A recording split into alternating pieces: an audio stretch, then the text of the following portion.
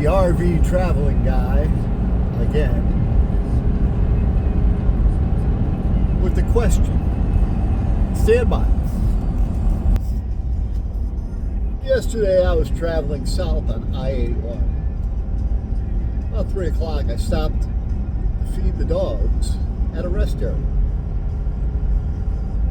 Out of the blue I had a brand new Sprinter RV pull up next to me. Had bugs all over the front, and it had a paper plate. It didn't have any bugs on it. Anyways, this couple was in it. This lady come over and started talking with me, and I had a bag full of my dog food, and she said, "Oh, that's a pretty bag," and she giggled. So I went through and was feeding the dogs, and she continued talking, quizzing me, asking me questions, where I was from, where I lived at. I told her I was a full-time RVer, and she wanted to know how long I stayed when I was staying at places, you know, how often I would move. It's kind of funny. Anyway, she was asking other things about, you know, family life, where I was from, what I did for a living, and while she was asking me all these questions, I was feeling questions back to her, reference, you know, where she worked at. She couldn't make up her mind if she was in trucking or commodities. So that was, in its fact, was kind of weird. And then she told me that she had come across I-90, or not I-90, she said she came across the upper highway through the Dakotas. And I asked her if she stopped and saw Crazy Horse. And she said no, she saw Sitting Bull, which I thought was kind of funny. And I asked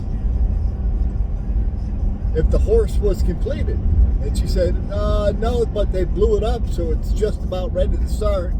And she said there was a finger at the end of Crazy Horse pointing to you, which was kind of half-truth because it was his whole hand there, if I recall. Anyways, to me, it seemed like a very targeted counterintelligence interview. Why they're doing it on interstates, but this lady's husband was out and back talking to some other passerby, clean-cut haircut guy, kind of looked like a military man. So I'm thinking they're driving up and down the highways looking for information, which is kind of weird. So if you are, please feel free to contact me. You know, I'm thinking I had a vibe what you guys were doing, and you know, it'd be interesting to see if you respond back. Thanks. Additional food for thought.